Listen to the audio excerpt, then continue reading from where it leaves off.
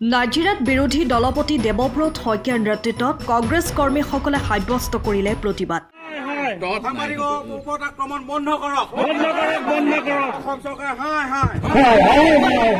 সাংবাদিক দিলৱাৰ হুছেইন মজুমদাৰক শীঘ্ৰেই মুক্তিৰ দাবীত নাজিৰাত বিৰোধী দলপতি দেৱব্ৰত শইকীয়াৰ নেতৃত্বত কংগ্ৰেছ কৰ্মীসকলে সাব্যস্ত কৰিলে উত্তাল প্ৰতিবাদ।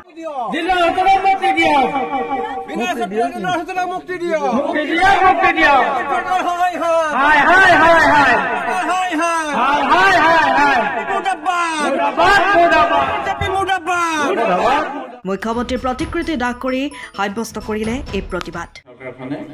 যি আমাৰ অধিকাৰ সকলো অধিকাৰ কাটিব বিচাৰে, সঁচা কথা ক'ব দিব নিবিচাৰে, আনকি সাংবাদিককো অত্যাচাৰ কৰে। গুৱাহাটীত আপোনালোকে জানে ক্ৰছ কাৰেণ্ট নামৰ এটা পৰ্টেল আছে। এই পৰ্টেলটোত বিভিন্ন ধৰণৰ দুৰ্নীতিৰ কথা অসমত চবতকৈ আগত তেওঁলোকে উলিয়াই দিয়ে। সেয়া লাগে মুখ্যমন্ত্ৰীৰ ঘৰুৱা পৰিয়ালৰ বিভিন্ন কেলেংকাৰী হওক, মন্ত্ৰীসকলৰ কেলেংকাৰী হওক বা আমাৰ বিভিন্ন বিভাগৰ কেলেংকাৰী। এই কেলেংকাৰীবিলাকৰ প্ৰকৃততে তদন্ত হ'ব লাগে আৰু আমি ৰাইজক সকলোৱে তাৰ যিটো কেলেংকাৰী হ'লে বিচাৰ হ'ব, বিচাৰ হ'লে শাস্তি হ'ব, এইকেইটাই হ'ল নিয়ম।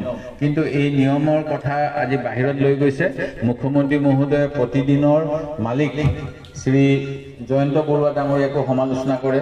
জয়ন্ত বৰুৱা ডাঙৰীয়াক সমালোচনা কৰে বিধানসভাৰ ভিতৰত, য'ত জয়ন্ত বৰুৱা আহি পেলাই তাক উত্তৰ দিব নোৱাৰে। ঠিক তেনেকৈ ক্ৰছ কাৰেণ্ট নামৰ এখন পৰ্টেল, এই পৰ্টেলখনে এপেক্স বেংক নামৰ বেংক এটা আছে, আপোনালোকে সকলোৱে জানে। আপোনালোকে যদি পইচা নিদিয়ে বাকী লাগি যায়। আৰু এপেক্স বেংকটো অসমৰ বিভিন্ন অঞ্চলৰ সমবায়বিলাকৰ বেংক। আমাৰ যেনেকৈ ইয়াতে দুপাগৰ সমবায় আছে, অন্য সমবায় আছে, এই সকলো চৰাইদেউ সমবায়, তেনেকুৱা সমবায়বিলাকৰ অংশীদাৰিত্বৰে অসম চৰকাৰৰ এটা বেংক আছে। এই বেংকত অধ্যক্ষ হৈছে আমাৰ এজন অসম বিধানসভাৰ আমাৰ সতীৰ্থ বিজেপি দলৰ বিধায়ক আকাশ বিশ্বজিৎ ফুকন ডাঙৰীয়া। ঠিক তেনেকৈ তাত ডাইৰেক্টৰ হৈ আছে আমাৰ মুখ্যমন্ত্ৰী ডাঙৰীয়া।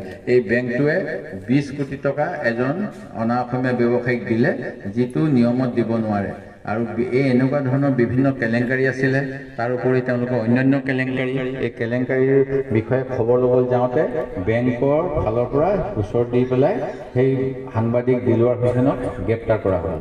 তাৰপিছত যেতিয়া কোৰ্টে গ্ৰেপ্তাৰ কৰা নিয়মটো অনিয়ম বুলি কৈ মুকলি কৰি দিব ক'লে, আকৌ নতুন এটা কেছ দি পেলাই তেওঁক গ্ৰেপ্তাৰ কৰি থৈছে। এনেকৈ যিবিলাকে চৰকাৰৰ বিৰুদ্ধে মাত মাতে, সেয়া লাগে আমাৰ কংগ্ৰেছ দলৰ কৰ্মী হওক, বিৰোধী দলৰ কৰ্মী হওক বা সংবাদ মাধ্যম, সকলোৰে ওপৰত নাকি লগাব বিচাৰিছে, যিটো গণতন্ত্ৰত শোভা নাপায়। আমাৰ মৌলিক অধিকাৰ আছে কথা কোৱাৰ, আমাৰ প্ৰতিবাদ কৰাৰ অধিকাৰ আছে। আমাৰ দেশখন স্বাধীন হৈছে এনেকৈ প্ৰতিবাদ কৰাৰ কাৰণে। সেই গতিকে এই প্ৰতিবাদৰ যিটো কথা, সেই প্ৰতিবাদৰ আমি আজি ইয়াতে প্ৰতিবাদ এইকাৰণেই কৰিছোঁ যে আজি এজন সাংবাদিকক গ্ৰেপ্তাৰ কৰিছে। আমাৰ এতিয়া বিভিন্ন অঞ্চলত অৰুণোদয় দুৰ্নীতি হৈ আছে বুলি কৈছে। এতিয়া দুৰ্নীতি হৈ থাকিলে এই দুৰ্নীতিৰ বিষয়ে যদি কোনোবা সাংবাদিকে নিউজ কৰিব বিচাৰে, তেওঁলোককো ভয় খুৱাব যে আমাৰ যিবিলাক দুখীয়া মানুহে যিটো উচিত বস্তু পাব লাগে, প্ৰাপ্য পাব লাগে, সেই প্ৰাপ্য নাপাব পাৰে। সেই গতিকে ইয়াৰ প্ৰতিবাদ কৰিব লাগিব আৰু অন্যায়ৰ বিৰুদ্ধে মাত মাতিব লাগিব। অন্যায়ৰ বিৰুদ্ধে মাত মতাটো নিয়ম, আৰু এই নিয়মত যোৱাৰ কাৰণে আজি সাংবাদিকজনক গ্ৰেপ্তাৰ কৰিছে। আমি ইয়াৰ প্ৰতিবাদ কৰিছোঁ আৰু আজি আমি অসম চৰকাৰক ধিক্কাৰ দিছোঁ।